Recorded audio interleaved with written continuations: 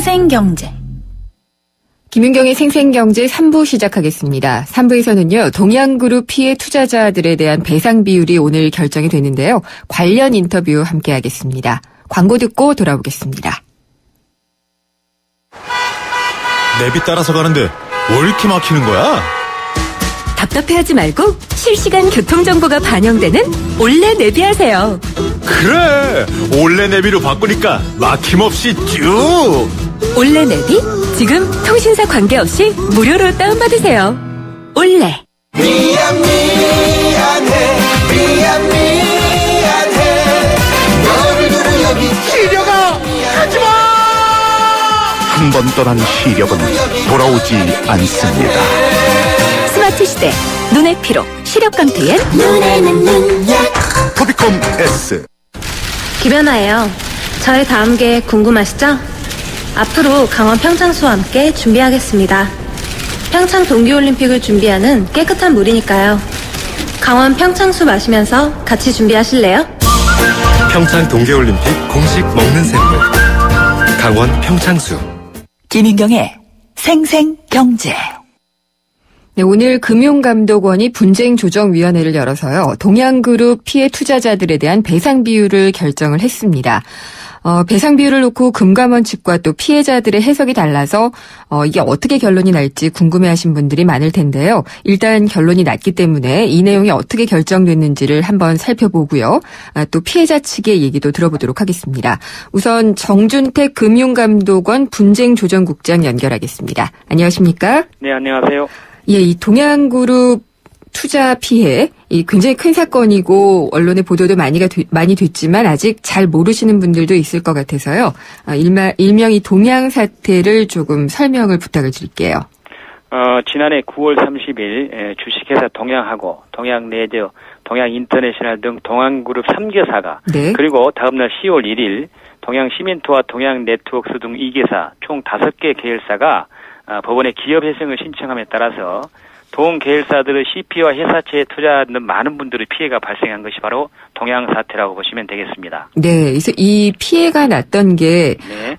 피해자분들이 몇 분 정도였고 금액이 어느 정도나 됐었죠? 작년 9월 기준으로 동양그룹 CP 회사채 등에 투자한 투자자는 한 41,398명 정도이고요. 네. 투자 금액은 1조 6,999억 원에 달했습니다. 예, 그래서 이 투자하신 분들의 경우에는 이게 불완전 판매였다, 뭐 이런 얘기들 많이 하셨잖아요. 예. 동양그룹이 이렇게 무너질 줄 알았으면 이렇게 많은 돈을 넣겠느냐라고 얘기를 했는데, 그래서 이 피해 조정을 해달라고 신청하신 분들이 좀 있었잖아요. 네. 그래서 이번에 1차로 피해 조정 대상자를 선정을 하셨는데, 네. 그게 어느 정도나 되죠? 이번에 이제 분쟁조정 대상자는 올 2월까지 네. 분쟁조정이 신청된 21,034명의 그 분쟁조정 신청 중에서 예. 저희들이 이제 조사가 완료된 16,015명의 35,754개 계약에 대해서 분쟁조정을 하게 된 겁니다. 아, 그러면은 2만 1,000여 명 중에서 16,000명이면은 한 5,000명 가까이가 여기서 제외가 된 건데요. 네. 그 기준은 어떤 건가요? 이제 제외가 된 건 아니고요. 네. 2만 1,000명을 저희들한테 분쟁조정 신청을 하셨는데 네. 이제 중복해서 신청하신 분도 계시고 예. 그다음에 이제 조정 신청 후에 취하를 또 하신 분도 계시고 네. 또 소송을 제기하신 분들이 계셨어요. 이 소송 제기하신 분들은 이제 저희들이 법에 따라서 저희들이 처리를 할 수 없기 때문에 네. 조정에는 올릴 수가 없고요. 그리고 이제 그때 2월까지 제출했지만 추가로 자료 제출을 또 했다든지 해서 저희들이 아직 조사가 덜 끝난 분들이 계십니다. 네. 그분들을 제외하다 보니까 이제 16,015명이 오늘 분쟁조정 대상으로 선정이 된 겁니다. 네. 그러면 오늘 일단 결정이 된 게 불완전 판매가 얼마나 됐는지 비중하고 배상 비율이잖아요. 네. 각각 어떻게 됐죠? 이제 불완전 판매 비율은 이제 전체적으로 개별적으로 다 틀립니다. 그런데 네. 이번에 올라간 사람들에 대해서는 한 22.9% 이렇게 배상하라는 평균 배상 비율이 나왔고요. 이 불완전 판매 비율 결정은 이제 법원을 판례하고 예. 분쟁 조정례 등을 고려해서 또 당사자의 이제 나이, 투자 경험, 그다음에 투자 금액 등에 따라 신청자별로 좀 다릅니다. 그래서 기본 배상 비율을 20에서 40% 한 다음에 네. 이런 개별 개별 특성을 고려해서 개별적인 배상비를 산출하게 된 거죠. 그게 그러면은 15에서 50%가 되는 건가요? 그렇죠. 개별적으로 하다 보면 15에서 50%까지도 나왔다는 거죠. 네, 근데 아마 피해자분들께서는 100% 다 배상을 해야지 된다고 주장을 해오셨던 걸로 알고 있어요. 네. 예, 그렇게는 안 되나요? 그렇습니다. 불안전 판매란 거는 이제 그 법원에 가더라도 50% 이내에서 보통 결정을 합니다.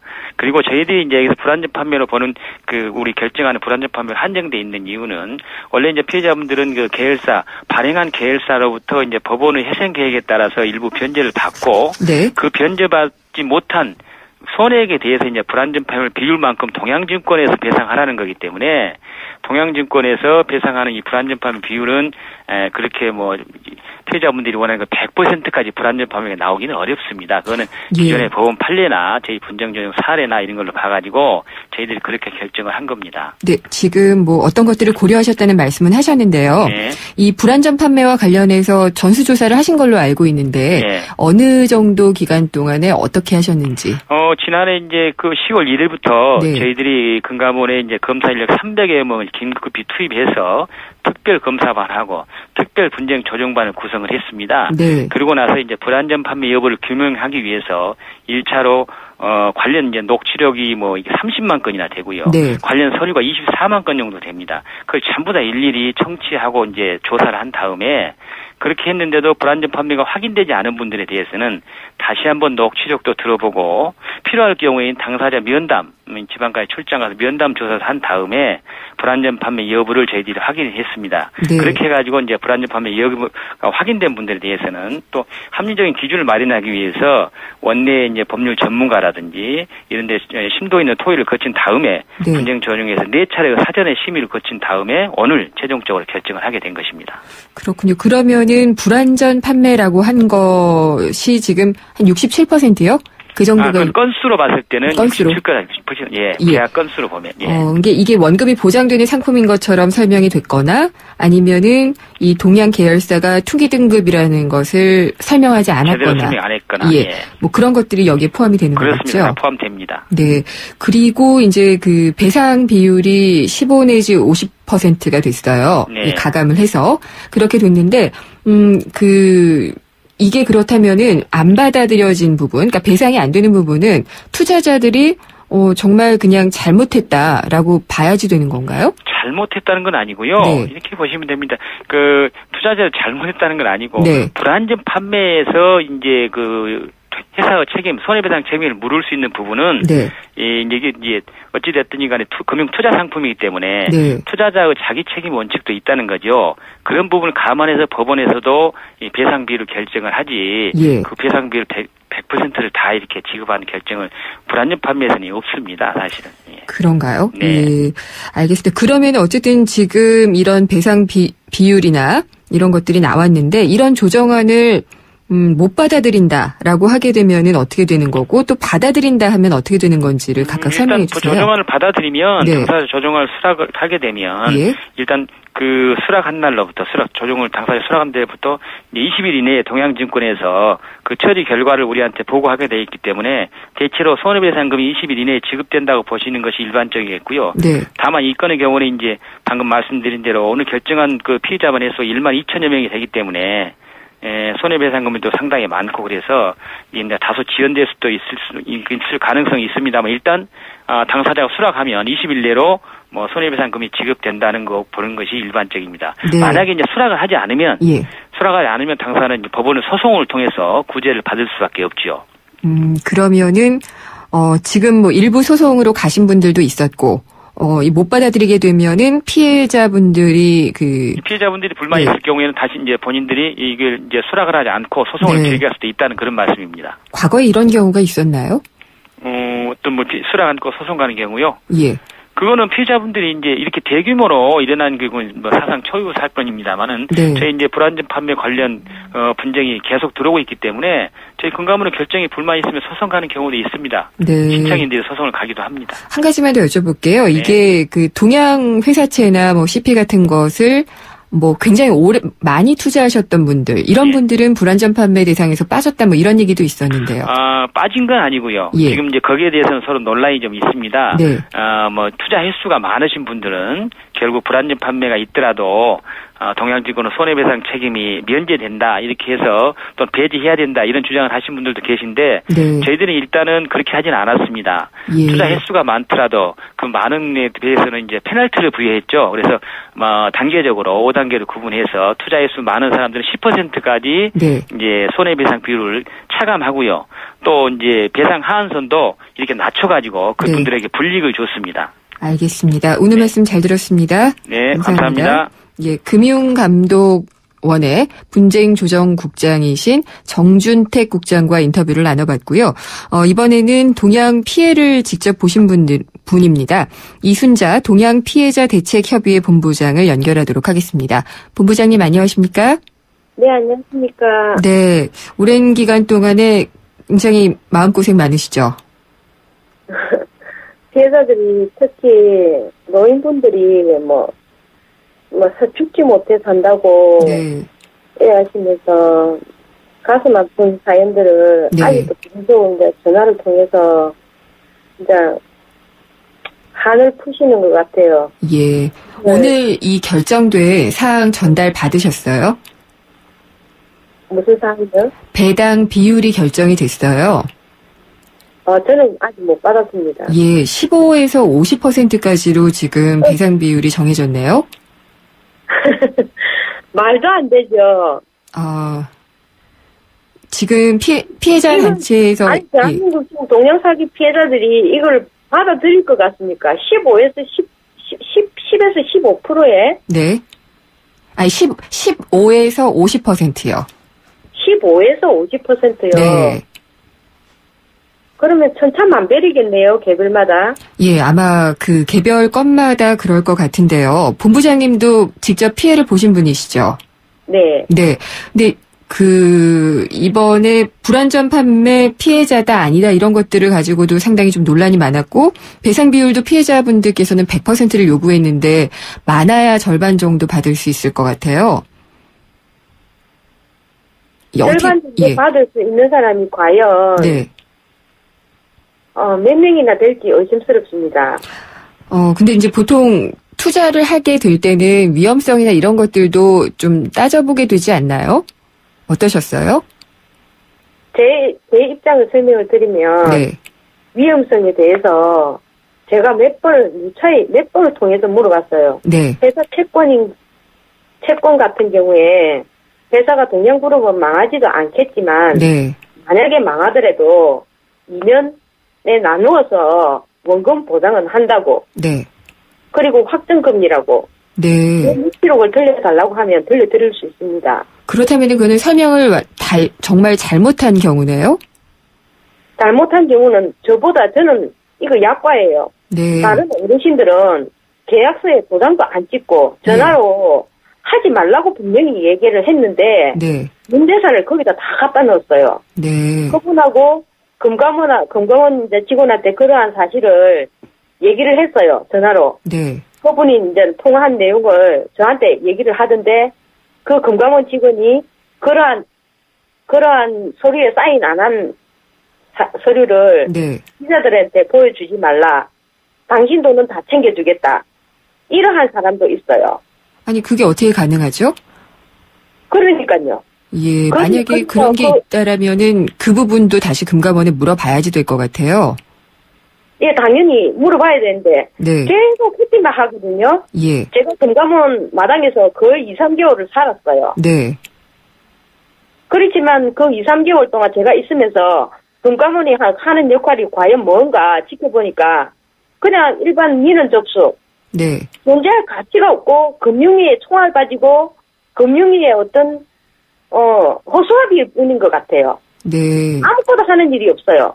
그래서 내가 그 금감원에서 전에 동양 피해자들을 위한 투자 설명회 네. 한다고 예. 막 이런 설명회 할 때 제가 그 국장님인가 하는 그분한테 여쭤봤어요. 노트북에 녹음도 돼 있지만 네. 금감원에서 수익 구조가 어떻게 되는지 한번 물어봤어요. 예. 그러니까는 일부는 정부에서 세금으로 받고 일부는 우리가 통장에 돈을 넣은 그 이자의 일부를 받는다 하더라고요. 네. 그 뭐 정확하게 공무원도 아니고. 네.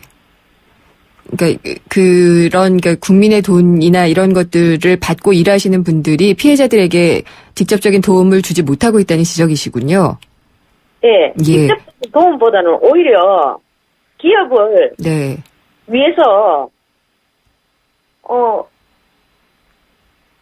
네. 알겠습니다. 기업을 도와준 거나 마찬가지죠. 예. 그러면은 본부장님, 지금 그러면은 피해자 대책협의회에서는 100% 배상을 계속 주장을 해오셨잖아요. 네. 근데 이번에 결정이 난 것은 배상 비율이 15 내지 50%거든요. 그러면은 안 받아들이시고 소송으로 가시는 건가요? 그거는 개인에 따라 네. 다를 것 같아요. 왜냐면은 예. 아까 말씀드렸듯이 최고 50%까지 나오니까 네. 희생 계획안 변제율도 있을 거고 50%에 또 받아들이는 사람도 있을 거고 네. 어떤 사람은 또 거부하는 사람도 있을 것이고 네. 우리가 단체이기는 하지만 피해자들 전체의 입장을 다 들어보고 결정해야 될 사안이기 때문에 내가 지금 어떤 입장을 네. 바로 말씀드리기는 네.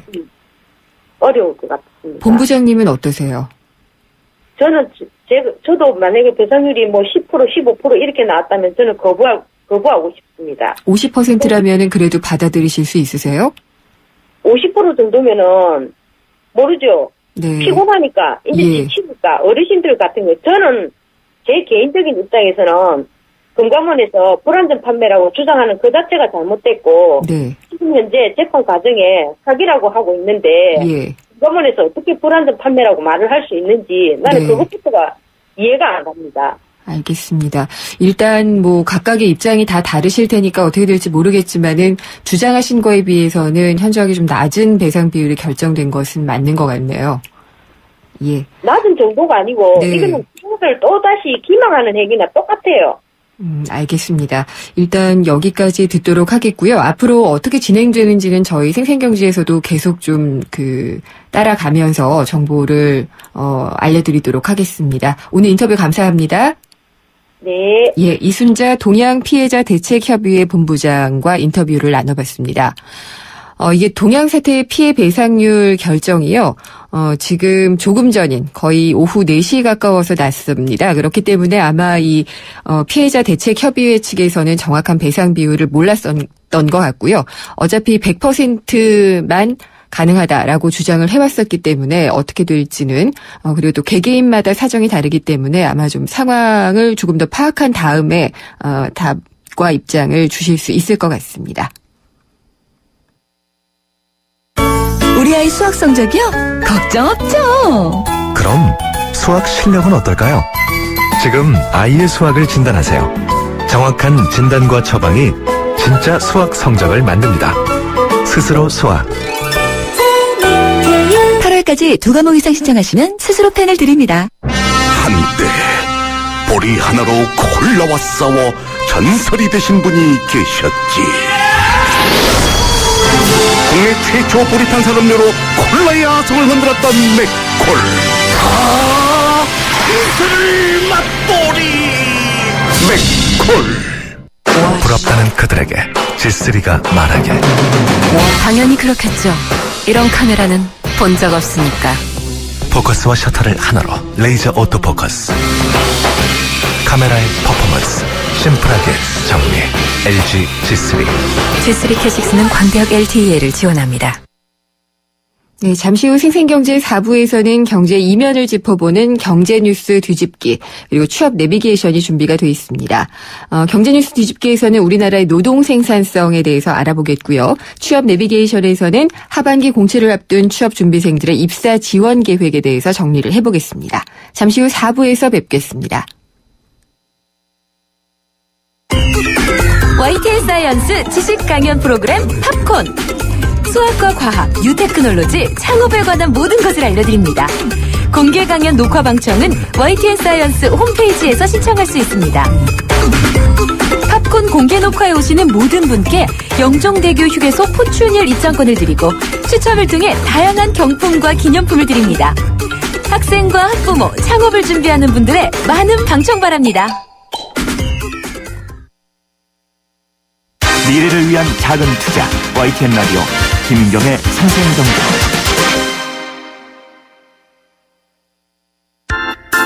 친절한 경제, 오늘의 경제 키워드. 안녕하세요. 경향신문 조미덕 기자입니다. 오늘의 키워드는 정책금융입니다. 시중은행들은 보통 위험한 기업에 대출을 안 하려고 하죠. 하지만 국가 정책상 정부가 키워주거나 지켜줘야 할 산업이 있습니다. 중소기업이 뛰어난 기술을 가졌는데 돈을 투자받지 못해 힘들어한다거나 수만 명이 고용된 조선업체가 일시적으로 현금이 부족해서 부도날 위기에 처했다면 정부가 정책적으로 나서서 도와줘야 하죠. 이렇게 정부가 정책적으로 대출을 해주거나 금리 인하 등의 혜택을 주는 것을 정책금융이라고 합니다. 정책금융을 수행하는 기관은 크게 산업은행과 수출입은행, 기업은행 3총사가 있죠.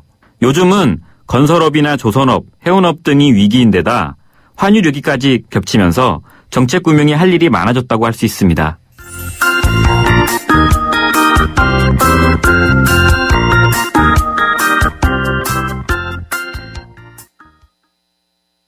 네, 피자헛입니다. 저기요, 고기 피자랑 새우 피자랑 뭐가 더 맛있어요? 둘 다 맛있습니다, 고객님. 그래도 뭐가 더 잘 나가요? 솔직하게. 둘 다 잘 나갑니다. 왜냐하면 더블 박스. 박스는 하나, 피자는 두 가지. 25,000원. 1588-5588 피자헛. 더블 박스 주세요. 노력했죠. 그냥 되는 건 없으니까. 화이라킨으로 몸도 마음도 지치지 않아요. 그녀에게 갱년기는 전성기. 화이라킨으로 진짜 전성기를. 갱년기를 전성기로. 정관장 화이라퀸. 본 제품은 건강기능식품입니다. 김연아예요. 저의 다음 계획 궁금하시죠? 앞으로 강원 평창수와 함께 준비하겠습니다. 평창 동계올림픽을 준비하는 깨끗한 물이니까요. 강원 평창수 마시면서 같이 준비하실래요? 평창 동계올림픽 공식 먹는 샘물 강원 평창수. 경제 뉴스의 진실과 오류, 그것이 알고 싶다. 경제 뒤집기. 예, 경제뉴스 뒤집기 순서인데요. 지금 방금 들어온 속보 먼저 좀 소개를 해드리겠습니다. 지금 전남 여수시 돌산읍 한 조선소에서 암모니아 가스가 누출되는 사고가 발생을 했다고 합니다. 지금 20여 명의 환자가 발생을 해서 구급 활동이 벌어지고 있다고 하는데요. 수리가 되고 있던 참치잡이 어선 1,100톤급의 배가 가스가 폭발이 된 걸로 지금 추정이 되고 있다고 합니다. 자세한 내용은 들어오는 대로 또 알려드리도록 하겠습니다. 이제 경제뉴스 뒤집기 시간입니다. 오늘 한국경제신문 허원순 논설위원과 함께합니다. 안녕하십니까? 네, 안녕하세요. 속보로 이런 소식을 전해드리고 나서 또 얘기를 하려니까 예, 좀 기운도 빠지고 그렇네요.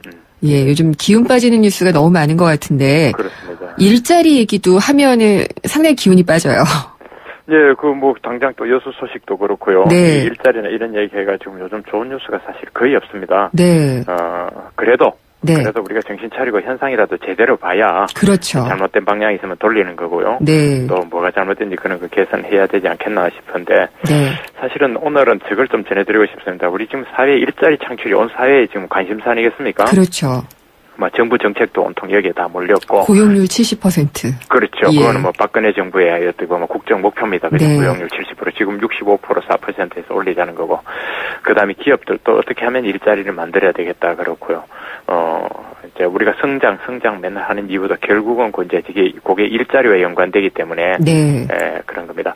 근데 이제 그동안 지금 나온 거는, 고용 없는 성장이다. 네, 그렇게 얘기했죠. 네, 그렇게 많이 했죠, 그죠? 예.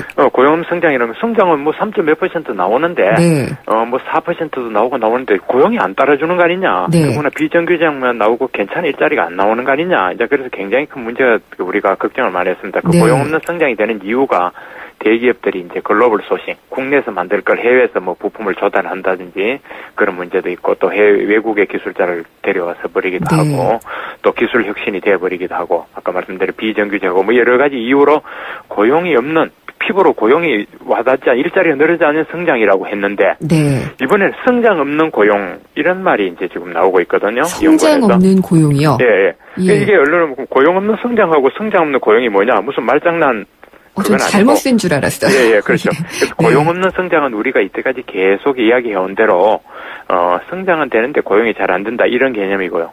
성장 없는 고용은 거꾸로 지금 일자리 자체가 부족하지만 어느 정도는 그래도 미니멈은 늘어나고 있다.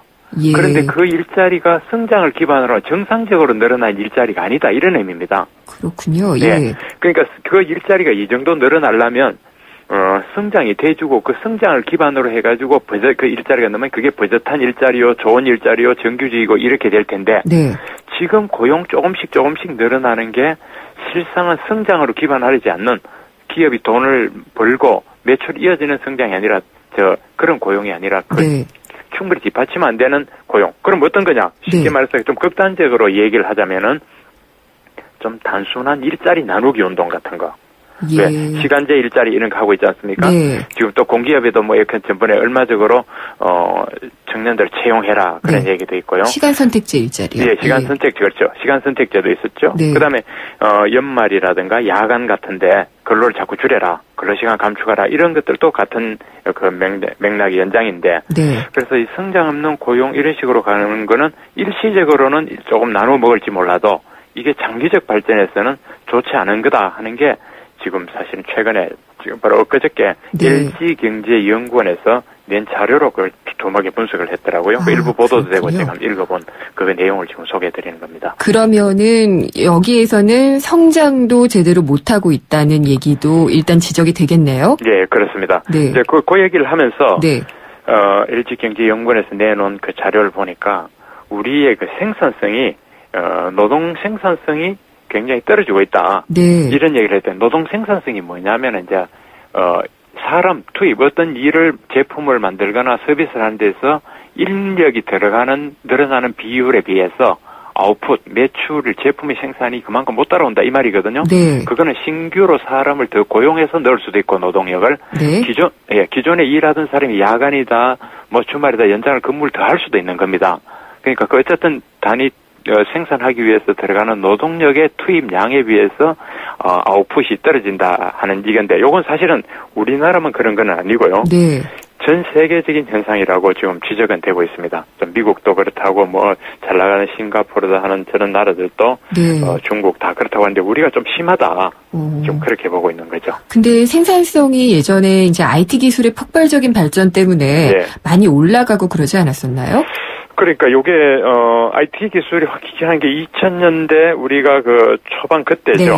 그러니까 LG경제연구원의 지적도 보면은 2000년도부터 2007년까지 그때 뭐 IT 버블도 있었다 뭐다 했지만은 지금부터 시간 한참 지났는데 2000년부터 2007년까지는 연평균 노동 생산성이 우리가 3.3% 성장했다는 겁니다. 그 노동 투입에서 결과 나오는 게. 그런데 2010년 이후에 2011년부터 2013년까지 그러니까 3년 전부터 작년까지죠. 이때는 이 노동 생산성이 1.1%로 떨어졌다 이겁니다. 그러니까 2000년대 초반에는 다시 하면 3.3%였던 게 지금 들어와서 이 노동 생산 1.1%니까 너무 많이 떨어진 거 아니냐.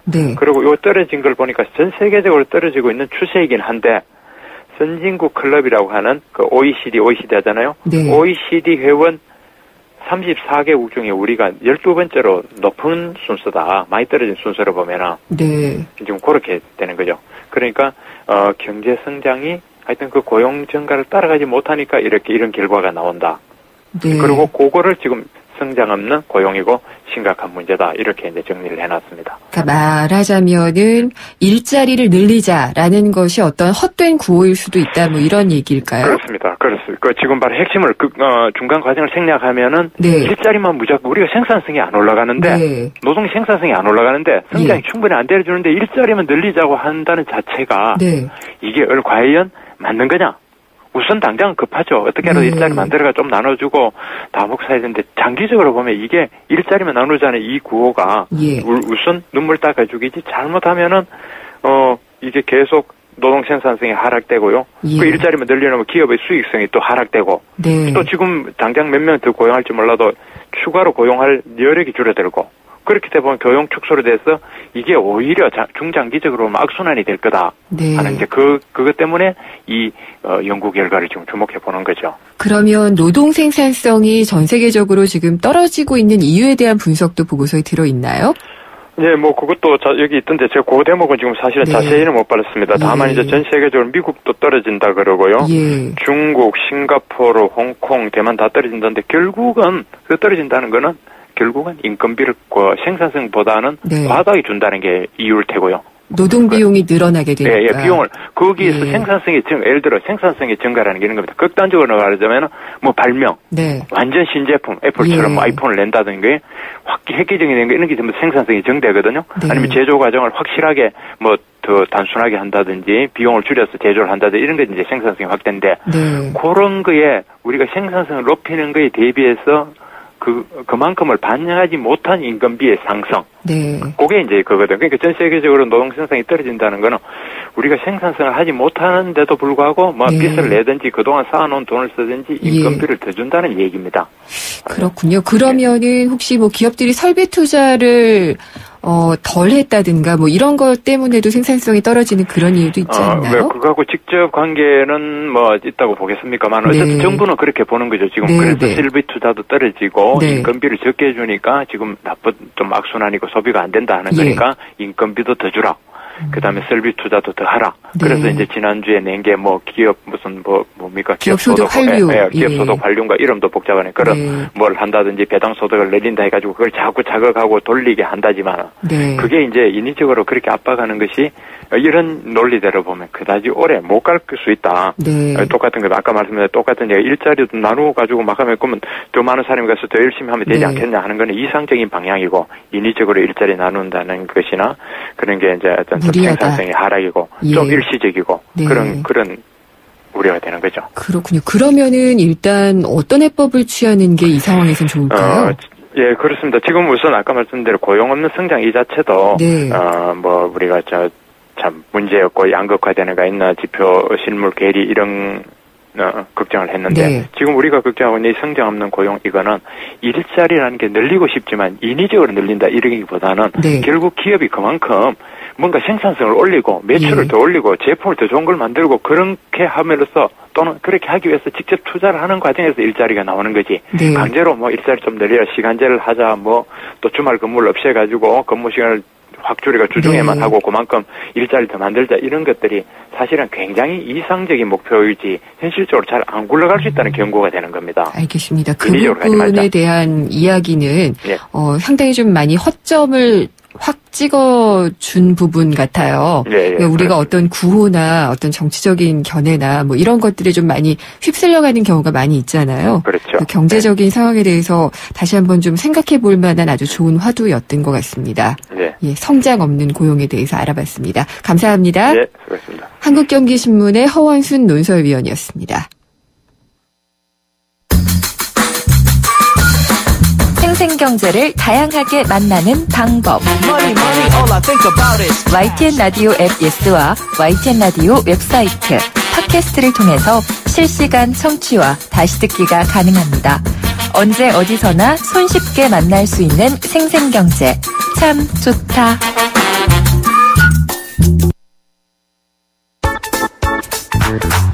합격의 비밀 대공개. 취업 내비게이션.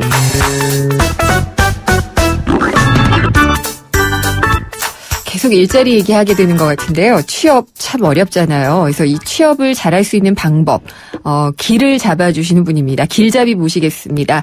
인크루트의 서미영 상무입니다. 안녕하십니까? 안녕하세요. 네, 제가 무슨 램프의 요정 부르는 것 같아요. 감사합니다. 네. 하반기 공채가 이제 정말 코앞이잖아요. 네네, 코앞이죠. 네. 취업준비생들은 상당히 긴장하고 스트레스 많이 받을 것 같아요. 네네네. 그래서 입사 지원에 대한 어떤 계획도 좀 세워야 되고, 무작정 네. 많이 넣는 건 좋지 않다고 늘 말씀해 주셨잖아요. 그렇죠. 대체로 어떻게들 하고 있던가요?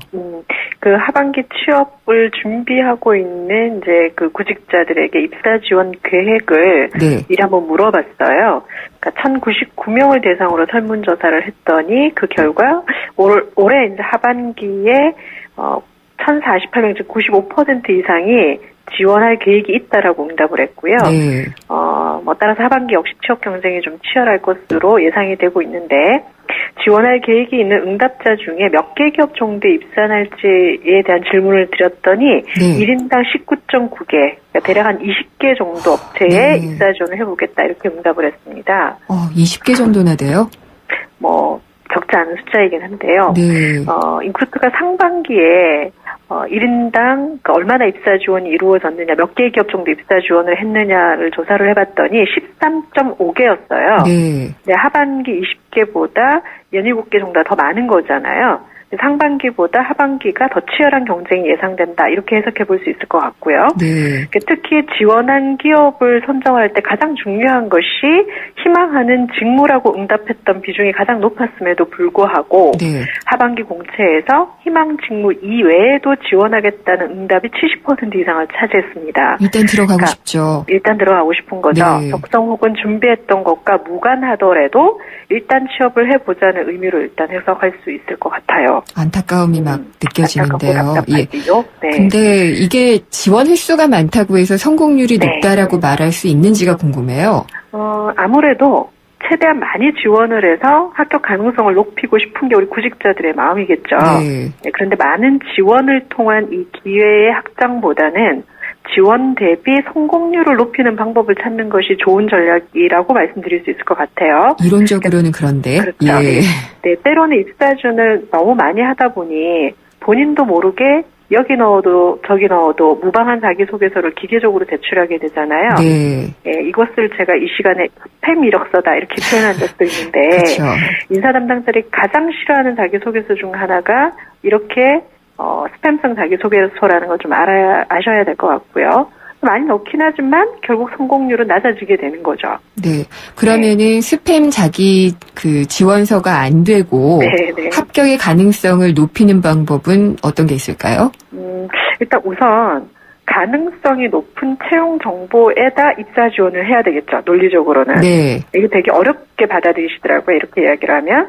네, 그렇다면 잘 모르시겠다면 인크루트 등의 취업 포털들을 한번 이용해 보시기를 권하고 싶은데요. 네. 조금만 노력하면 가만히 앉아서 받아볼 수 있는 서비스들이 다수 있어요. 푸시형이군요. 네네. 예. 첫 번째는 구직 맞춤 조건을 설정하시면은 모바일이나 메일이나 네. 이런 것들로 이제 아까 말씀하신 대로 새로운 정보를 계속 푸시 받으실 수 있고요. 네. 둘째는 평소 관심이 있는 기업이 있을 수 있잖아요. 네. 그러니까 언론을 보다가 좀 관심 있거나 이제 이런 기업들이 있으면은 미리 기업명을 설정해 두는 방법도 있습니다. 네. 이렇게 되면 해당 기업의 채용 정보뿐만이 아니라 합격 자소, 이 기업의 합격 자소서 등 이렇게 필요한 컨텐츠를 수시로 계속 받아보실 수 있으시고요.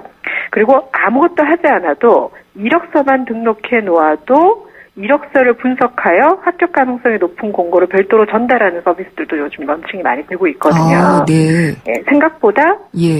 쉬운 방법들이 있으니까 한번 활용해 보시기를 바라고요.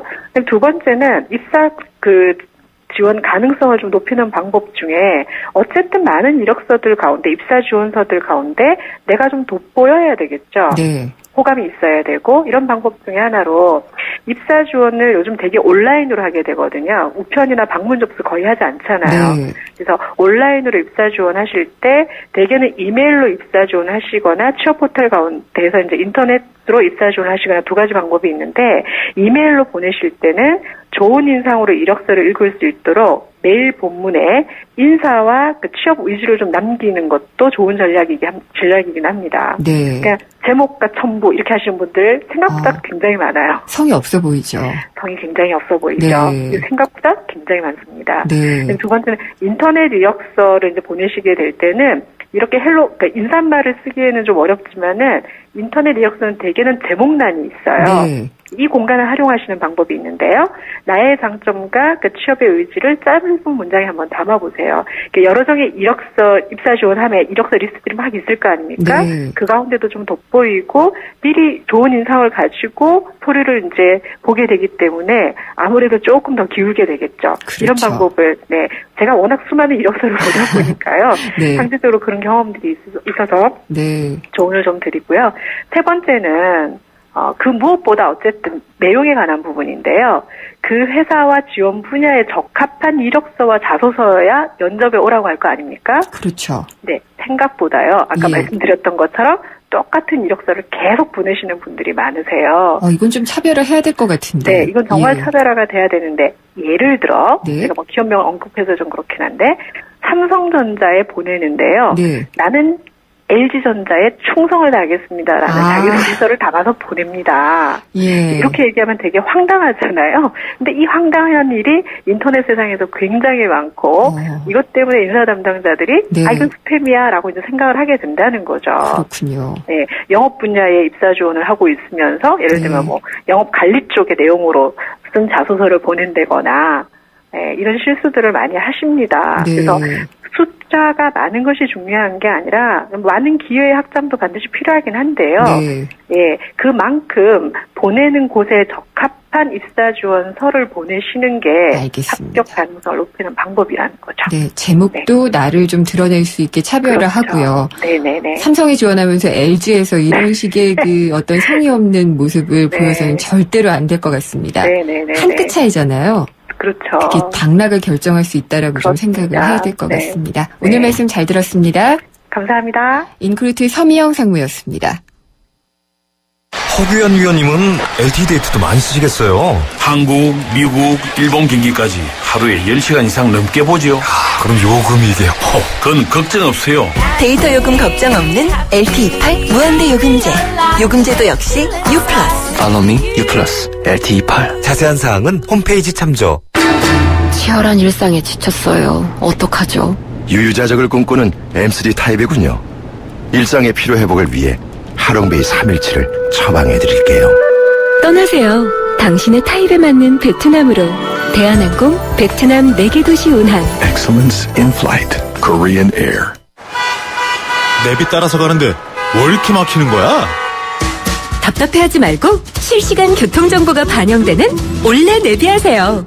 그래! 올레 내비로 바꾸니까 막힘없이 쭉! 올레 내비? 지금 통신사 관계없이 무료로 다운받으세요. 올레. 김윤경의 생생경제 오늘 준비한 순서는 여기까지입니다. 내일 벌써 금요일이네요. 금요기획 준비가 돼 있는데요. 주제는 최경환 부총리의 부동산 정책입니다. 당장 내일 8월 1일부터 달라지는 주택담보 인정비율 LTV 그리고 총부채 상환 비율 DTI가 완화된 것이 시행이 됩니다. 이게 목표처럼 경기를 부양하는 효과가 있을지 아니면은 비판하는 측의 입장처럼 가계부채 문제가 더 심각해질지 자세히 한번 짚어보도록 하겠습니다. 내일 두 분 전문가 모시겠습니다. 오늘 내용은 홈페이지, 앱 그리고 또 SNS를 통해서도 확인하실 수 있습니다. 내일 뵙겠습니다. 김윤경이었습니다.